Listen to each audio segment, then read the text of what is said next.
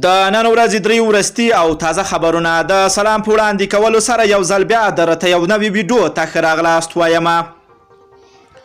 اول خبر د طالبانو د قطر دفتر ویان سهیل شاهین هغه ادعاوې رد کړي دي چې ګڼې خوشې شوي طالب بندیان جګړې ته ستانه شوي دي.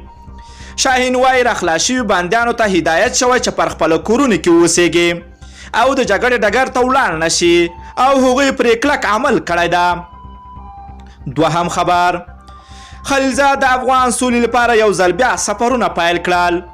د امریکا د بهرنیو چارو وزارت وایي خلیلزاد دوحه، اسلام آباد، اسلو او صوفیا ته سفرونه پیل کړي دي. د بهرنیو چارو وزارت په خبره خلیلزاد به له افغان حکومت او طالبانو سره د بین الافغاني خبرو پر وړاندې پر پرتو خنډونو د زندانانو پر خلاصون او تاوتریخوالي په کمیدو خبرې وکړي. دریم خبر ولسمشر غني ویلي چې په درې اونیو کې د فساد ټولې ادعاوې باید وڅېړل سي.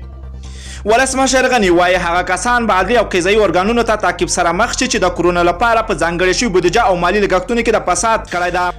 ولسمشر غني ویلي چې په درې اونیو کې د فساد ټولې ادعاوې باید وڅېړل شي. ولسمشر غني وایي هغه کسان به د عدلي او قضایي ارګانونو له تعقیب سره مخ شي چې د کرونا لپاره په ځانګړې شوې بودیجه او مالي لګښتونو کې فساد کړی ده. ولسمشر غني د پلټنې ادارې څخه راپور اورېدلی چې د کرونا په برخه کې په لګول شویو پیسو کې د پراخ فساد موجودیت خبر ورکړی و. ولسمشر غني لوی سنوالۍ ته دنده سپارلې ده چې په دغه راپور کې شوي ادعاوې پر هراخیزه توګه وڅېړي او د هغو کسانو پر وړاندې اقدام وکړي چې په فساد کې ښکېل دي.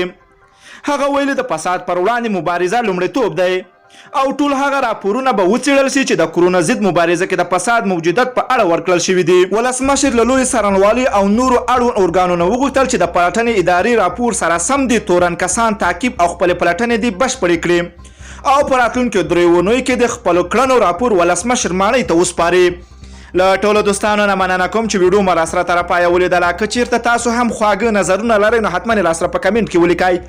که غواړئ له همداسې تازه او دقیقو معلوماتو خبر شئ د پښتو اپډیټ چینل حتما در سره سبسکرایب کولی شئ. نور مو په پاک رب سپارم. الله مو مل شه. ښه وخت درته غواړم.